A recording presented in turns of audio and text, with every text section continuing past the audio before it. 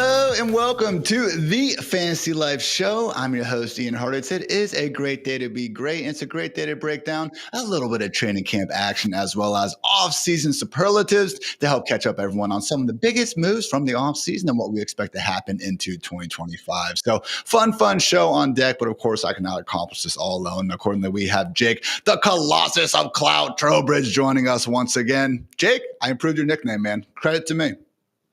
I mean, very much credit to you, and I would like to see a new nickname come through every single episode at this point. I hope that's not putting too much pressure on you, but I feel like you can deliver based off of that. I think I have to now, but again, training camps have been opening. Do you have a favorite random storyline so far, Jay? Because again, importance factor at this point is very small, but we got Tucker Kraft getting kick return reps. We got Daniel Jones and Anthony Richardson seemingly throwing interceptions on back-to-back reps. Stefon Diggs almost lost a dog on puppy adoption day, Jake. This stuff is awesome. Football is back. Football is so back, and I love the more obscure, the better. So based on that, I think it has to be Tucker Kraft getting these kick return reps. I don't understand it. As a Packers fan, I'm a little nervous about it, but the joy of just the random aspect of football being back is pretty fantastic. So we'll see how that shakes out. I'm not worried about it, but it's pretty fun to watch. Real life football hat on for a second here. I actually like the idea of having one of your deep kick return men being more of a lead blocker because you're able to put, Keyshawn Nixon, I think is the Packers guy. Like you can put him in the middle. He can go sideline to sideline and catch the ball. Why not have the other deep guy actually be someone like Tucker Kraft who can lead block for you? And God forbid the ball does go to him. He's certainly capable in his own right. So just my 2 cents there. But unfortunately, don't exactly live in a society where fantasy football points are being rewarded for kick return yards. And let's face it, kick returns barely even happen these days. So all that aside, Jake, let's get into 2 small stories that we actually did get today that do matter. It's time for the DraftKings opening lines.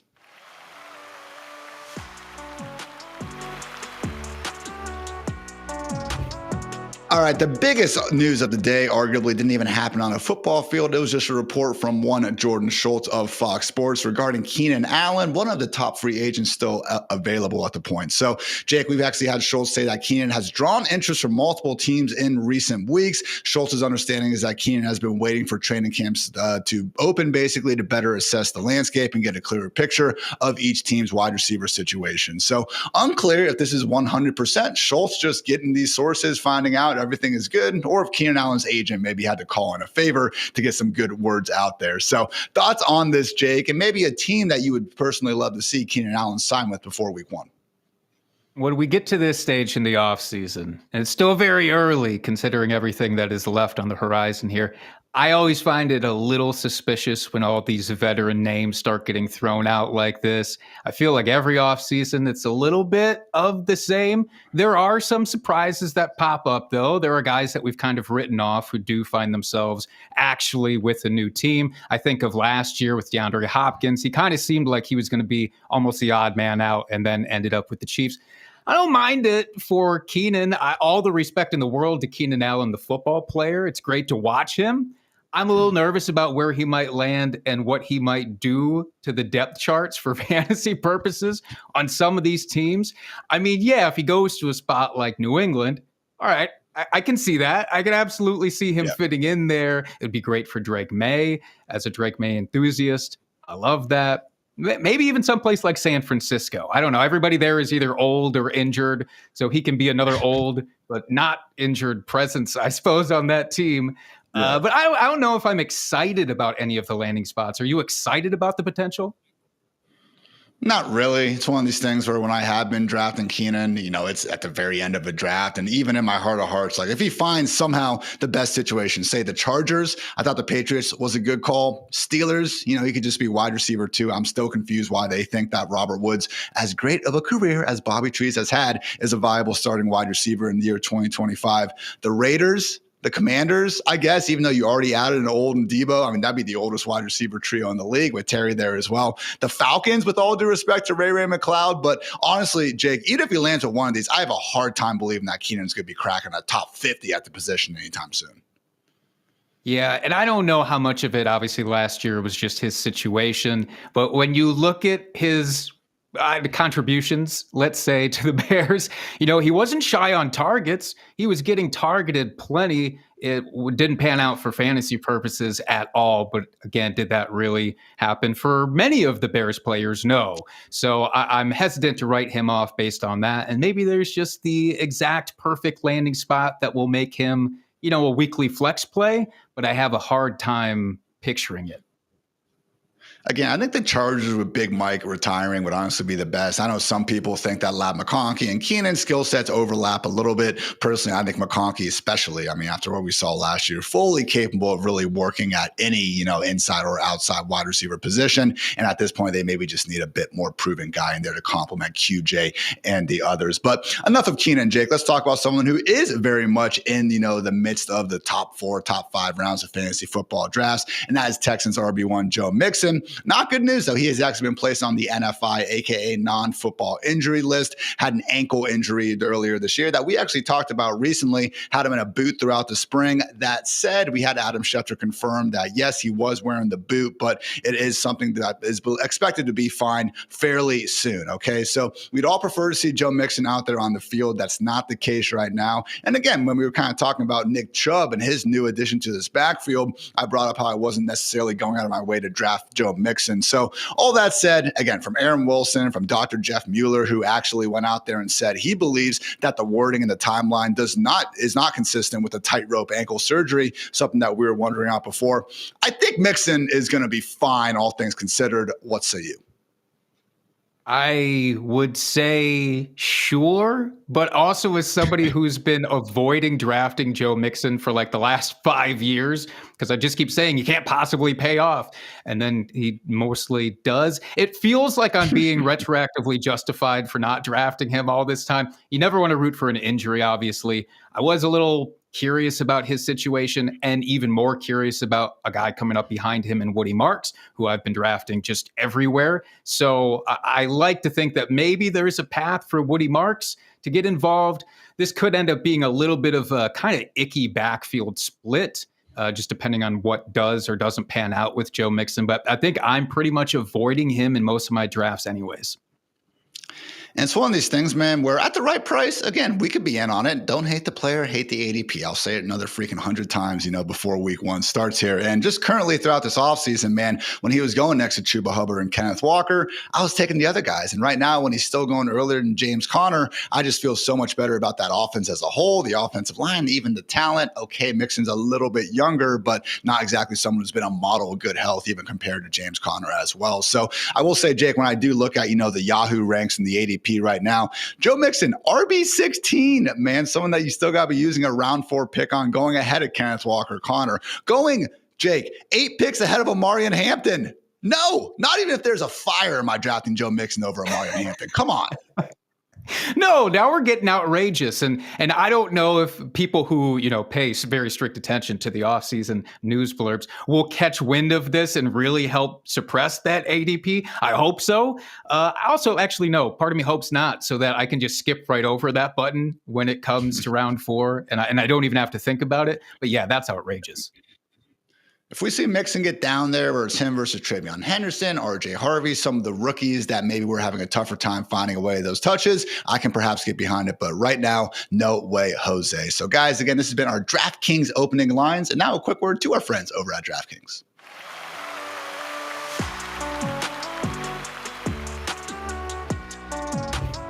The MLB season is heating up and the excitement is building. With the league's biggest stars stepping up to the plate, every home run, strikeout, and walk-off win could be unforgettable. Check out DraftKings Pick 6, the exciting new way to play daily fantasy sports. All new customers who play just $5 will score $50 in bonus picks, perfect for riding the highs of every game. Download the DraftKings Pick 6 app now and sign up with code FANTASYLIFE to claim your offer only on DraftKings Pick 6. The crown is yours.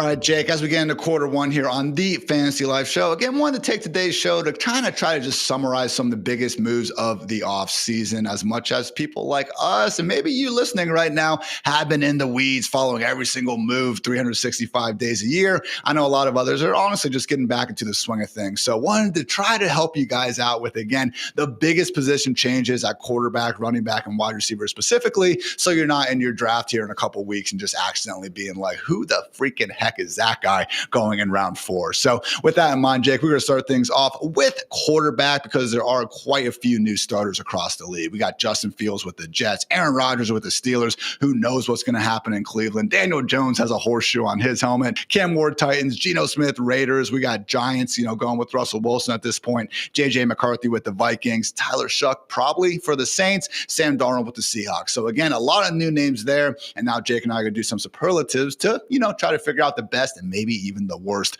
of the group. So Jake, lead us off with our first quarterback superlative. Well, I hate to start off with the negative, but I'm gonna give out the first award, which is the most likely to be benched before December, and that goes to Russell Wilson. I was going to say his middle name. I thought it was Cornelius for a second, but I don't actually know if that's true, so I'm going to just get past the middle name for now.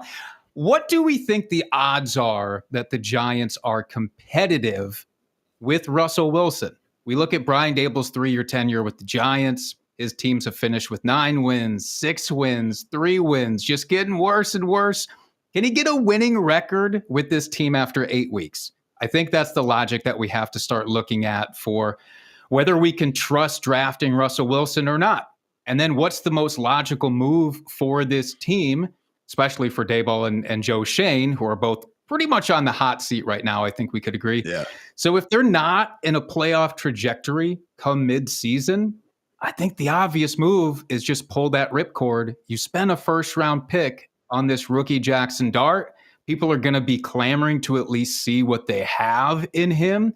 And Russell, you're going to have to be tutoring, mentoring from the sidelines, I think, at that point. And so that's why I'm really nervous to draft Russell. It's also why I'm okay picking up Jackson Dart at the end of your drafts. If you're somebody who likes to draft a second quarterback, not everybody does, but I prefer that upside as opposed to the concerns that I have for Russ. I've gotten Dart in a couple dynasty rookie drafts later than I would expect. And honestly, guys, particularly in Superflex, first-round quarterbacks, you're going to get a lot of chances. Anytime you can pick up one of those guys at anything resembling a reasonable cost, I do think you should do it. But let's stick again with the Russell Carrington Wilson, Jake. So you were close on that one. He was actually named the starting quarterback by Brian Daboll, so it's not going to be an open competition. But man, we said December for him getting benched here. It very well could be sooner. The Giants are favored in 1 game this entire season. That is going to be week 5 in New Orleans. So it's a situation, Jake, where it's going to be tough to start, man, in Washington, in Dallas, and then against the Chiefs and Chargers. They could very realistically be looking at an 0-4 start there to no fault of Russ. I'm just wondering, man, if we go ahead and get to that Saints game in New Orleans, I know Cooter Doodle is going to be down there screaming her head off. The Saints fans, they're going to be looking at this game going, hey, maybe we can get a win. If Russell Wilson can't get that win before the Saints game, man, look out. He might be done by the end of September. Yeah. And again, so this is somebody who I know he's going later in redraft. And so it's not as if there's crazy amounts of risk with Russell in terms of where he's going amongst quarterbacks. But think of the actual potential running back depth that you're passing up to draft somebody like Russell. I'm not doing that. I don't want to take the risk, again, of a guy who's a complete dud after week 4 and who might not even give you that much while he's starting. No, thanks. I'll take at least a handcuff, high upside running back handcuff and just cross my fingers. And guys, if you are in a position where you do have to be doing your fantasy drafts now or in a couple of weeks when there's still going to be a bunch of preseason action going, you don't need a second quarterback. You don't need a second tight end. You maybe don't even need a kicker in defense. Sometimes your league is going to force you to draft them anyway. Handcuff. You can have plenty of time before week 1 to go ahead and add that extra DST, kicker if you need a second quarterback at that point. But no position between now and week 1 has a better chance to see their value absolutely skyrocket than some of these backup running backs. So good stuff there, Jake. We're going to go a little bit more positive for my superlative, though, because I would like to name the most likely quarterback to lead their offense to a top 10 scoring finish.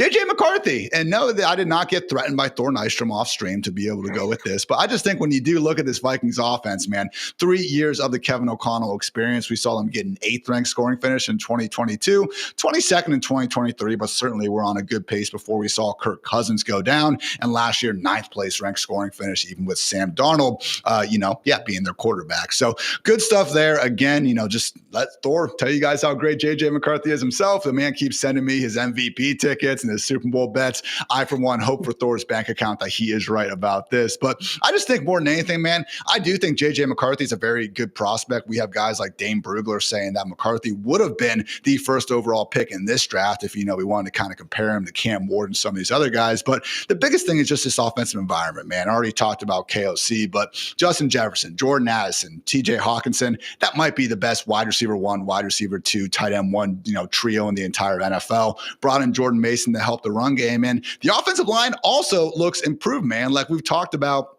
the Seahawks, the Texans, some of these bad offensive lines, and you start to squint at the moves they made, and you're like, well, it's different, but are they really going to be that much better? I really do like what the Vikings did in terms of PFF grades at the end of the year, going down to 2025. They are projected for the second biggest jump up those ranks, and for good reason. They used a first rounder on Donovan Jackson, also added a pair of former Colts starters during the offseason. So I know, Jake, you're a Packers fan. You might not like hyping up the Vikings, but you got to admit, man, it does seem like at least the environment is good enough to put McCarthy in a good position to succeed. I'll say this, and I can feel good saying this as a Packers fan. If he doesn't succeed this year, they are going to be out with their pitchforks and torches because of exactly what you mentioned, because he seems to have a safety blanket everywhere that you look with this team, which is a great thing. Even mentioning Aaron Jones, former Packer, who is kind of a quarterback's best friend as a pass catcher out of the backfield. He's got a great tight end. Everything is set up. Me and Kendall were talking a couple of months ago about people getting a little nuts with the JJ McCarthy, let's say, perception where, hey, he could absolutely be Patrick Mahomes like he was in his first year as a starter. Let's temper that expectation, but I absolutely do think that he's set up for success. This defense, too, man, they added Jonathan Allen. They got Javon Hargrave there, Jeff Okudah, maybe someone that could, get his, just not life, but his football career back together. Former, top 3 pick from the Ohio State University. I remember doing team previews with Dwayne, man. I want to say the Vikings win total was at 8.5 or something like that. Literally, that over was one of the favorite ones I went through the entire offseason. So feeling good about the Vikings. What could go wrong here? But Jake, forced you to, have a more negative superlative to start. Let's get things a bit more positive. Take us home with our third quarterback superlative. Yeah, let's give out the award for the most likely to provide legit QB1 fantasy value. And I know I'm not going to have to convince you of this one at all, Ian. I'm giving it to Justin Fields, because the only argument that I have seen against Justin Fields for fantasy purposes exclusively this offseason is the Jets are a bad team. Okay. My response is, how often has it been the case where Justin Fields has been on a good football team in his NFL career? And sure, you could look at last year in his 6 starts with the Steelers, and he had that a little bit. But I don't think it is necessary for him to be on a good team, for him to be good at fantasy football, not including his weird rookie season, his fantasy finishes and points per game. QB5, QB11, and then QB8 last year in his 6 starts with the Steelers. And I'm going to throw out a couple of fun facts. I actually learned these from some really smart dude at Fantasy Life. I think his name is Ian. He said 4 quarterbacks have posted top 5 numbers in fantasy points per dropback in each of the last 3 seasons. Those guys are Josh Allen, Lamar Jackson, Jalen Hurts, and Justin Fields. It's really good company for him. There's also the little tidbit that over the last decade, 90% of quarterbacks with at least 100 rushing attempts have posted top 12 finishes in points per game. Last season with the Steelers, and again, this dude only started 6 games. He'd already racked up 55 rushing attempts during that time. I'm also old enough to remember last offseason, some of us kind of freaking out about, would Mike Tomlin allow Justin Fields to be Justin Fields? Would he try to restrict his rushing attempts? He did not. And I don't think that the Jets are in any situation to do that either. Not only because they're lacking a bit for valid pass catchers, but because you sign a guy like Justin Fields to let him do what he does. So I'm pretty excited for him. He's still going late enough in drafts where it's a slam dunk click. We'll see if he keeps rocking it up here this rest of the offseason.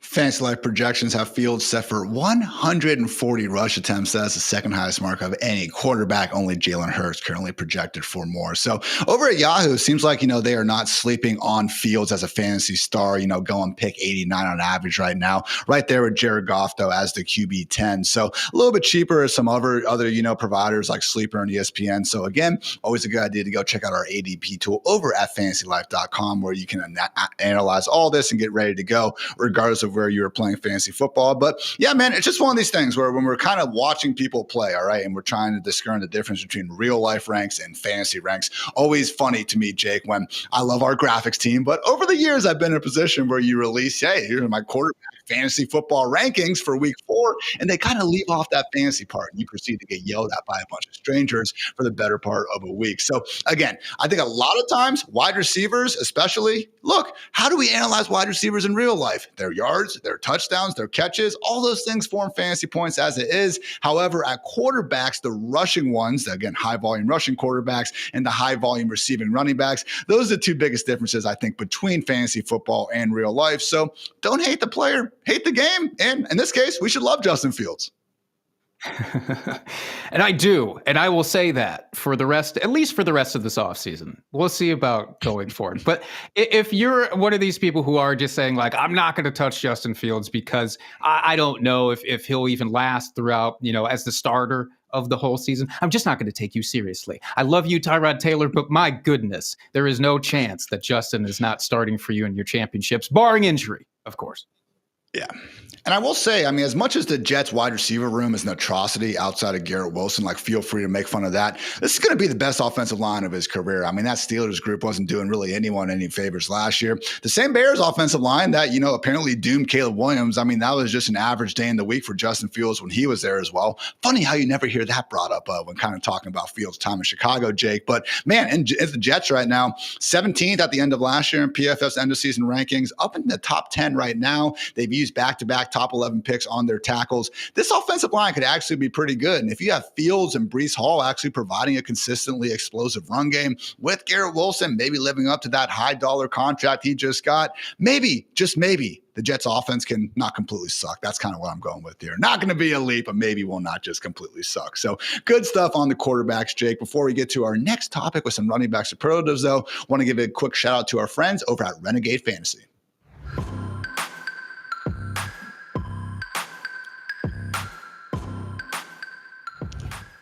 Fantasy football players, aren't you done watching your season crumble because of injuries or underperforming players? Welcome to Renegade Fantasy Football, the only app that lets you substitute players in real time. No more losing Sundays, no more lost points, no more could have won if. Call the shots, make the moves, win your league. Step out of the luxury box and onto the field. This is fantasy football without limits. This is Renegade Fantasy. You can join the Fantasy Life League today at fantasylife.renegadefantasy.com.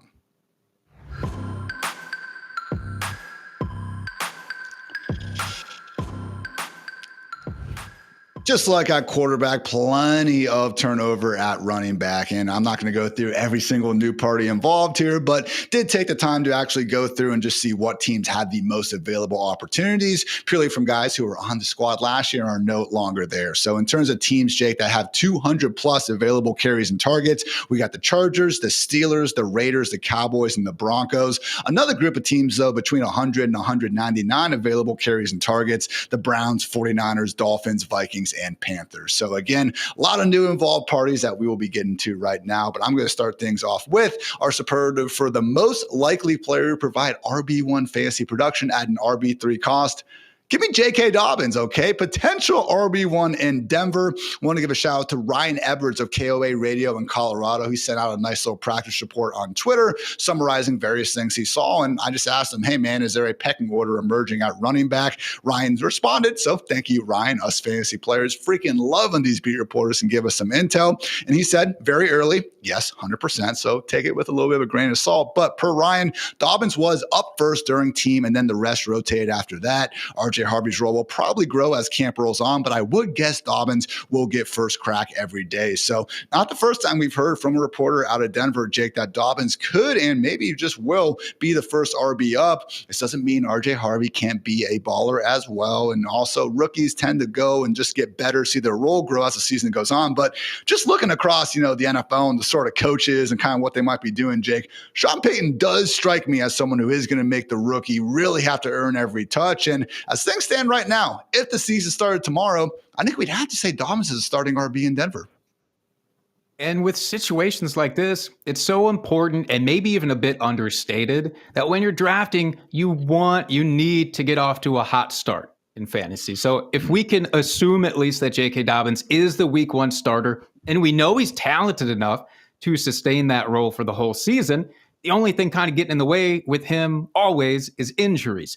But can't predict injuries. So I will take the guy week 1 who should be getting a bunch of touches in what should be an improved offense. So yeah, J.K. Dobbins seems like, again, if health can just go his way for once, seems like a pretty obvious guy, even if they're splitting work to some extent. Again, the old Mark Ingram, Alvin Kamara combo that was famous under Sean Payton, or even a Latavius Murray, Alvin Kamara combination. Dobbins should be worth his spot where he's going right now in drafts. You just look at what Sean Payton was able to do consistently in those Saints years. I mean, he had a top 12 running back in 12 of his 15 years leading that offense, top 18 in all but one. And yes, he is responsible for one of only 2 backfield pairings that produced multiple top 12 running backs in the same year, of course, being Kamara and Mark Ingram, as Jake was hinting at. So look, Dobbins, it's a 1-year deal worth up to $5.25 million. There's only about a little over $2 million guaranteed. So it's not a given. Maybe RJ Harvey does ball out and just gets a starting job by the time week 1 comes around. But again, right now, guys, Dobbins is being priced as this, borderline RB3, even into the RB4 depths. We're talking about a guy not too far removed from the Trey Bensons, the Isaac Guerendos, the pure handcuffs of the world. So the fact that Dobbins does legit have starter upside on the table, and then God forbid something would happen to one of the other players. Again, a lot of outs for J.K. Dobbins, someone who was really good last year. Again, all the critique I hear about with J.K. Dobbins is like, look at the 60-yard run where he slowed down for the final 10 yards. Yeah, it would have been cooler if we scored, but extra year from the Achilles injury, which doctors are saying actually means something. As much as I love poking fun at that narrative, J.K. Dobbins really one of these late round running backs that I want to have plenty of shots on throughout draft season. So that was, again, my pick for the most likely RB3 price running back to provide RB1 production. Jake, I'm going to make you go a little bit negative again here. What's our next superlative? Taking another turn to negative town. I hate to do it, but I'm giving out this superlative, the most likely team to not produce a top 24 fantasy running back. As of right now, I'm giving it to the Cleveland Browns. I'm sorry, but the legal situation with Quinshon Judkins really, really muddied this backfield up. Even prior to that, I had some questions about it, but now those questions are really doubts. The NFL's personal conduct policy, it points to a possible 6-game or more suspension for him. We don't know if that's going to happen, but the fact that Judkins hasn't even signed his contract with the Browns yet, that also adds a layer to this that just makes me super uncomfortable. And there's probably not a huge incentive for the Browns to sign him before this is all figured out. So those questions, again, doubts, is he going to be at training camp? Is he going to be suspended? And if so, does Jerome Ford just take back over this backfield? Maybe all that absence for Judkins clears up a path for fellow rookie Dylan Sampson to take over this backfield, or at least prove that he should get a lot more work. I'm not saying that Sampson is going to become like a de facto workhorse regardless, but it's just really tough. And I know we should give Kevin Stefanski the benefit of the doubt in this and say that, Stefanski's backfields are historically pretty good shots to produce a top 10 rushing attack overall. But it's hard for me to put full trust into Stefanski when I just have no idea who's going to be the lead running back and if they're going to stay the lead running back. And what's so unique about this, it's not a situation like Rashee Rice last year, for example, where the Chiefs said, hey, we're going to let the NFL make their decision. And what's the NFL usually do? They let the legal process, go out, kind of let the courts decide, and then they will crack down on their decision. Quinshon Judkins is still unsigned. Okay, this was the worst possible time to get in trouble with the law because he is actively not a member of the Browns right now. Who knows what's going to happen with this case? Again, we'll see as the facts come out and all that. But man, this dude is literally not a member of the Browns right now, and they seem to be kind of waiting for the legal situation to play out themselves. So really does seem like, not only is a suspension on the table, but God forbid this gets really messy, Jake. Maybe Judkins isn't even going to sign a contract with the Browns in the first place. So we will see what happens there. But as much as there have been some good running backs in Cleveland, of course, Nick Chubb, absolute dog. Kareem Hunt had some good years there as well. Even Jerome Ford was, all right, I guess you could say, in spot duty for Chubb over these past 2 seasons. It was always like these guys, especially Nick Chubb, needing to make more out of less in terms of their opportunities. We have our utilization score over here at Fantasy Life, the brainchild of Dwayne McFarland. And guys, going back to 5 years that we've seen Kevin Stefanski there, Nick Chubb in 2020 was the RB22 in terms of utilization score, not fantasy points, just in terms of his usage. 2021, again, the RB22. 2022 got up to RB18. Jerome Ford was the RB26 and the RB34 over these past 2 seasons. So again, it's a situation where you can like Dylan Sampson, you can like Jerome Ford at their cost. Like, yeah, that's fine. But man, Jake, I think multiple guys are going to be involved in what might be the worst scoring offense in the NFL. We haven't even talked about the quarterback situation on this show just yet. And that obviously doesn't instill more confidence. You can say, well, because there's so many question marks at quarterback and it might be a trash heap, the running backs should probably get more work. Well, great. But like you said, how efficient are they going to be with that work going against stack box after stack box? Probably not great. So that is a good point. And another reason why you can't just say it's Kevin Stefanski, trust the process, because it's a lot easier to beat Kevin Stefanski when you have Nick Chubb creating all that out of nothing.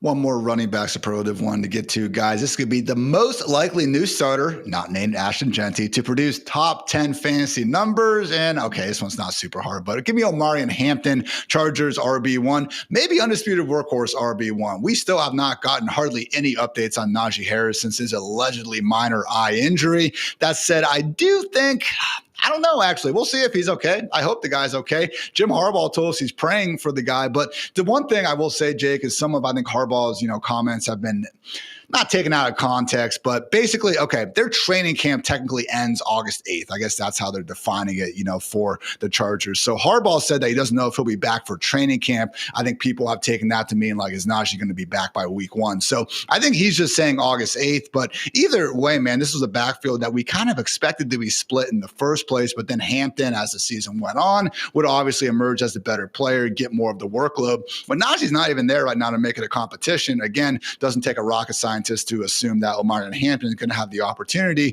to take over sooner rather than later. So when you just look at Hampton, man, is he a talented running back? Well, he was just only the 14th round 1 running back in the last 10 years. So I'll give him a check there. Is he going to have a great workload? If Najee Harris is out of the picture, it could be a huge workload. Definitely a check there. Is the offense good? They just ranked 11th in scoring. I'll give him another check there. And as we know in fantasy football, it's important. Can the man catch passes and be a 3-down talent? Yes, check. He caught 67 passes during his final 2 years at North Carolina. So Jake, right now, Hampton, again, depending on the site, going to have to use kind of that RB15, RB16 pick on him. He's going just after guys like James Cook and Breece Hall. Let's say, for the sake of argument, that Najee Harris is going to be okay for week 1. How high are you willing to draft Omarion Hampton? As I mentioned earlier, the importance of getting off to a fast start to the season is really important to me. For that reason, it's hard to look at him compared to a couple of those guys that you just mentioned. Breece Hall versus Omarion Hampton. I go, again, I don't love the Jet situation. I prefer the Charger situation, but based on projected early season work, I might be more tempted to go with Breece Hall. But it's not going to get much further past that before I just say, screw it, man. I'm taking the upside. I'm not going to play it safe. You got to shoot for the moon with some of these guys. I would say that there's a reasonable chance Najee Harris turns into kind of a Gus Edwards corollary from the Chargers past. And, he's not really that much of an impediment for Hampton. So he's a better all-around running back than Gus Edwards. I'm not trying to make a talent comp there, but just in terms of how he's used, in the Harbaugh offense. I think it's maybe overrated to say that, it's going to be a 60-40 split. I don't know that that's true, whether or not the eye thing plays into it or not, frankly. So, yeah, I'm comfortable with Hampton, but there's definitely a threshold where I'm not super comfortable. Hampton's someone where if you are in the sick drafting streets right now, you will be seeing going off the board in round 3. However, maybe taking a little bit longer to, get up there here in Yahoo Sports. So looking at that specifically, Omarion Hampton, pick 50 right now, going in round 5 over at Yahoo. And honestly, sleeper in ESPN as well, man. He is still that borderline round 4, round 5 pick. Guys, run, don't walk to draft Omarion Hampton if you see him in round 5 in any of these drafts. Again, it's more so to Jake's point. Once you got to start getting up next to the Breece Halls, the Kenneth Walkers potentially of the world, that's where we can have maybe a bigger conversation. But get better, Najee Harris. Certainly don't want to see anyone missing time for such an unfortunate incident there. So good stuff, Jake. We got more superlatives on the way. First, though, a quick word to our friends over at Yahoo Fantasy.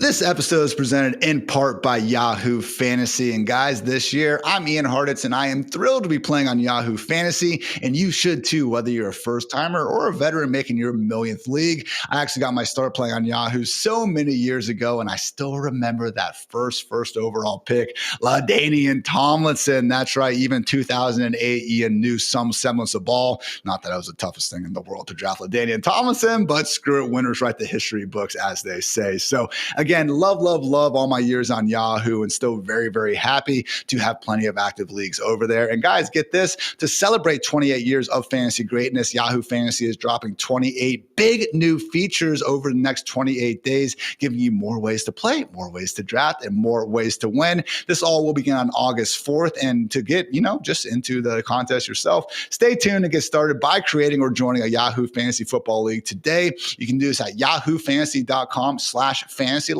Again, that is yahoofantasy.com/fantasylife. Yeah, go play some fantasy football at Yahoo. I love it.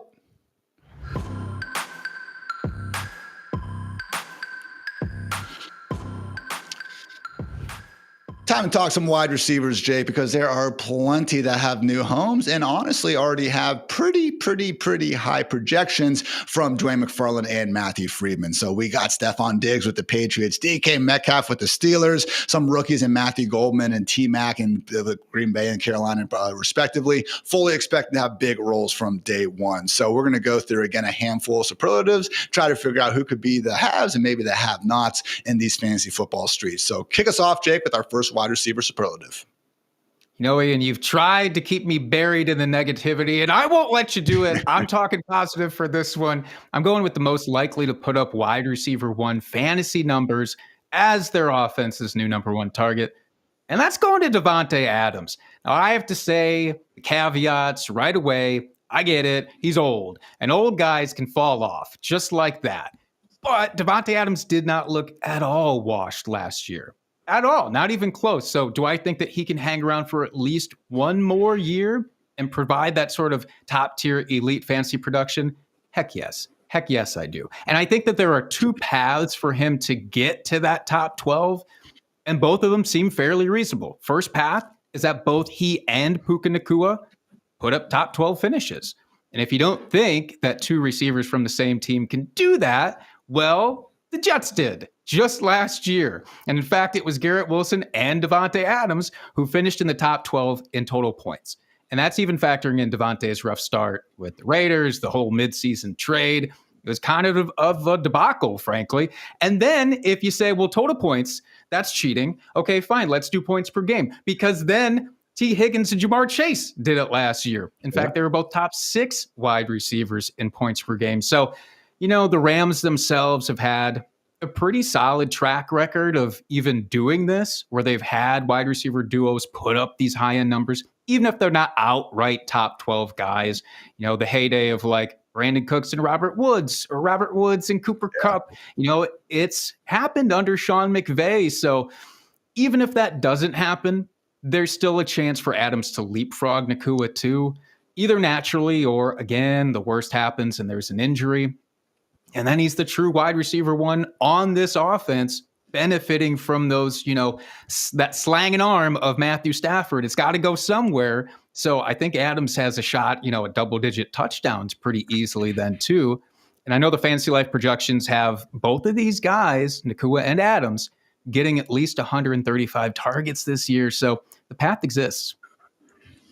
It really has been the single most fantasy-friendly offense for wide receivers. So the better part of the entire Sean McVay, Matthew Stafford partnership, specifically Rams wide receivers, second in both receptions and receiving yards from 2021 to 2024, which is pretty wild considering Puka's only been here 2 years. He's also been banged up, and Cooper Kupp's been banged up these last several years as well. So we've had guys like Van Jefferson, Tutu, Atwell, Jordan Whittington, whoever the next man up is, usually still finds a way to get some production. And now that next man up is Davante freaking Adams, everyone, who, again, I cannot stress enough, really didn't show any signs of being washed last year. We can go through the advanced stats if you want, but turn on some film as well and watch for yourself, guys. Still a very, very good receiver. And just in that Jets tenure, put up numbers that were good for wide receiver 8 and on a fantasy points per game basis. So looking at it, man, I think there's so many targets to go around. And I know vacated targets are kind of like frowned upon using in fantasy football, but that's more so for saying like, oh, okay, look at Tutu Atwell and all these targets left over for someone. Like, you don't want to have a player who wasn't able to earn targets, and then just because you're subtracting players from the equation, all of a sudden you think they can get this bigger role. When you have someone like Davante Adams, who we have seen earn a ton of targets every single step of his career,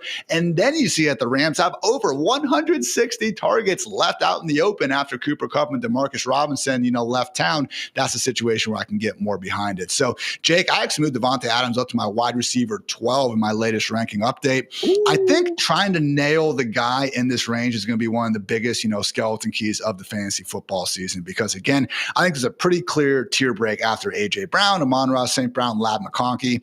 I have Amon-Ra a little bit lower, so, excuse that. We don't need to get in that right now, but this next group of guys, okay? Davante, Tyreek, T. Higgins, Garrett Wilson, Marvin Harrison Jr., Terry McLaurin, Jackson Smith and Jigba, and Mike Evans. I think people could honestly flip that order upside down, and I couldn't, completely disagree with you. That's the way I have it. Is there someone in that range that you want to put a chip on? Because right now I have it on Adams.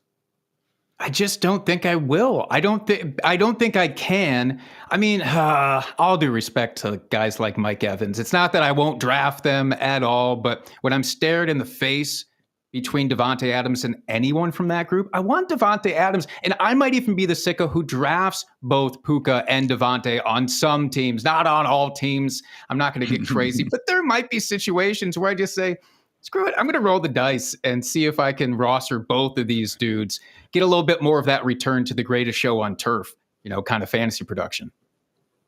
Again, if there is going to be an offense to do that with, it would be these Los Angeles Rams. So good, happy stuff there. Maybe not so much with our next approach, though. I am talking about the most likely new number one wide receiver to be an absolute dud in Fantasyland.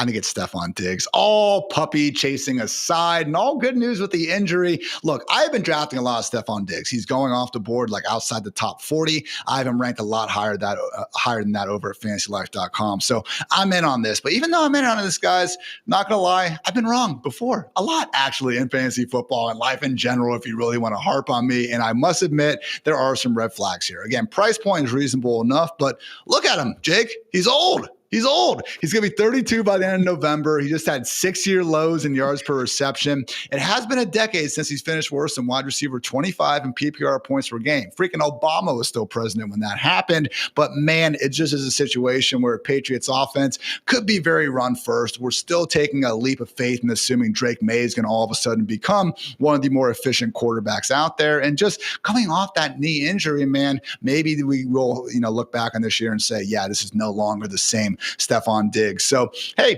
at the price point, wide receiver 4, I'm going to keep buying. But I must admit, Jake, like when people say they're just out on Stefon Diggs, I can't exactly call them crazy. Yeah, I don't call them crazy either, Ian, but it is a leap of faith, but I'm taking that leap like 9 times out of 10 just because of his price point. And the fact that it's uninspiring, the group that's around him there, outside of like Hunter Henry and Travion Henderson out of the backfield, who's catching passes there that you're really worried about. So it's another deal of like, as long as he holds up health-wise, I'm just fully in. So it'll probably bite me because nothing like betting on old dudes coming off of injuries. It's a price point that, again, I'm reasonable enough with. I have him as my wide receiver 34 right now, same tier as guys like Jerry Jeudy, as Juwan Jennings, Jordan Addison, Chris Godwin, where, yeah, there's pretty much a problem with all these guys. So again, look, drafting any wide receiver 3, wide receiver 4, none of them are going to have this perfect profile. The guys that do are going much higher in drafts, but I must admit, again, out of these new guys with the high target projections, a little bit tougher for Diggs to necessarily be someone that you can call can't miss. Jake, going to hand it off to you now for our last wide receiver superlative. What do you got?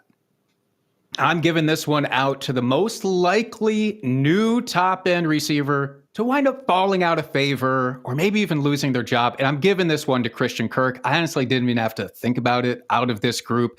It's rarely a good thing when the team that just traded for you for a lowly 7th-round pick also acquires 2 receivers on day 2 who are pretty darn good from Iowa State, Jaden Higgins and Jalen Noel, who seems to be the obvious replacement for Kirk. Kirk is sitting there on a 1-year contract. That's what he has left. They restructured early this offseason, but they don't really have anything invested in Kirk, really. So I do think it's hard when somebody like him has only had 1,000-yard season in a 7-year career. And that was the year, by the way, that he was competing with frickin' Zay Jones and old bones Marvin Jones as his main target competitor. So, he'll be a useful receiver for them for real life. I just don't think that he is long for that team or for fantasy success. Blast from the past, Marvin Jones. That dude makes some acrobatic catches over the years, man. Shout out. I know Vikings fans are still tired of watching that guy go up and get it. But yeah, I'm with you, man. Christian Kirk, 29 by, November. Last year, he had 4-year lows in yards per target, yards per game, catch rate. Maybe he wasn't in the best position. We've not exactly seen Trevor Lawrence, live up to that generational billing, if you will. But really do think there's far more target competition on the table than perhaps people are giving credit for in Houston. So on the one hand, I could see Christian Kirk being this year's version of Darnell Mooney. Maybe he actually is still playing at the top of his game and everything. But again, the difference between Kirk and Darnell Mooney last season, Falcons really did invest a lot in Mooney, and he was clearly the number 2. His biggest competition was Ray freaking McLeod out there. I'm with you. Like, what if Jalen Noel is just better than Christian Kirk already in the year 2025? I do think that is firmly on the table. So Jaden Higgins going to be on that other side already starting anyway. Not exactly a clear path to success here for one Christian Kirk. Jake, we got 2 more superlatives to get out. Let's talk some offensive lines.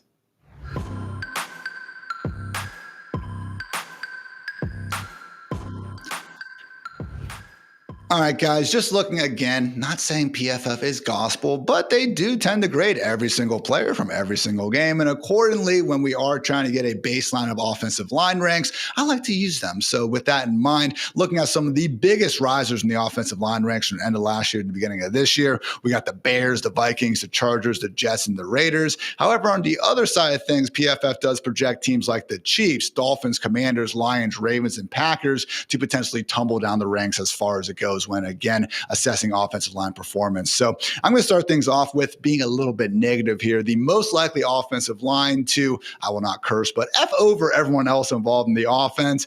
I'm going to go with the Miami Dolphins, Jake. And it's a situation where with some of these teams, like, they were already really bad last year. So yeah, you can talk yourself into them being better because that bar is already so low. But man, we saw Terrence Armstead, retire. We saw them lose Robert Jones. They added James Daniels from the Steelers, but that's kind of been viewed as maybe an overpay, a bit of a reach to begin with. And we're just now relying on 2 second-rounders who, hey, very well could be great football players. But man, when we have 3 new starters going around and we can't, convincingly say like, oh yeah, they added some freaking studs here, that's when I get a little bit concerned. So again, just 25th in PFF's 2025 preseason rank. This was a team last year that could not run the ball down the stretch, and you largely saw them try to just ignore doing so. Tua's, time to throw and just average target depth shrank down. If there was going to be a situation where can't throw downfield, no holes for the running backs, maybe just a team culture that doesn't seem all that great to begin with, the Miami Dolphins fit the bill for me. So I'm going a bit negative. But Jake, maybe you can close us out with our second offensive line superlative, maybe something good.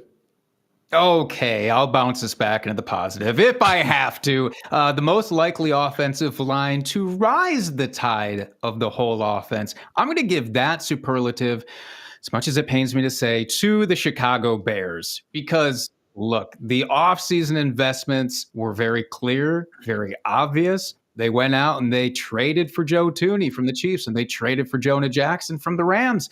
And then they picked up Drew Dahlman in free agency too as their center. Meanwhile, they also spent some pretty high draft picks on these guys. Ozzie Trupolo in the second round, he's going to be competing for that left tackle job. So they have, maybe for the first time in quite a while, real depth at the very least, where if the injury bug comes a knocking, it shouldn't completely knock them off their axis, at least. So we talked last week a little bit about the Bears running backs and how, hey, we're cool throwing some draft picks into DeAndre Swift, into Roshan Johnson.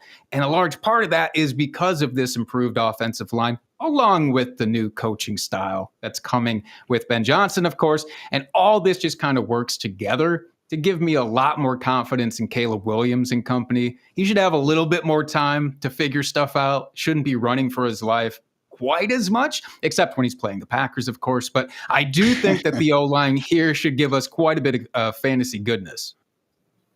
And this is what I'm talking about. These are three new starters that are coming into the picture who we actually can feel good about. You mentioned, again, All-Pro Joe Thuney, Falcons center Drew Dahlman had some of the best grades of any player at the position, was largely, viewed as arguably just the biggest crown jewel on the offensive line available in free agency. No, Jonah Jackson wasn't, the most consistent player with the Rams, but he does at least have that familiarity with Ben Johnson going back to their days together in Detroit. So a group that finished last year 24th in PFF's offensive line rankings, all the way up to fourth, Jake. And again, I've seen Brandon Thorne, Fantasy Points, other, people who are very good at grading offensive lines express similar optimism with the Chicago Bears. So that NFC North, man, that is going to be a juggernaut division, man. It's a shame all four teams can't make the playoffs, or will they?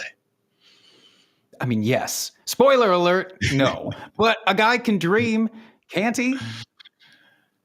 Can't he? Why not, Jake? All right, guys, that's going to wrap up this edition of the Fantasy Life Show. Come back tomorrow. Really fun show on tap. Myself, Matthew Friedman, Dwayne McFarland. I'm asking them to actually go to war over projections, looking at the biggest difference, and hopefully I can have them ready to go fight each other in the state of Texas. That is my goal, at least. But in the meantime, just have a great rest of your day. So for Jake, for producer Matt, for producer Kelsey, I'm Ian. Thanks again for tuning into the Fantasy Life Show. And until next time, take care, everybody.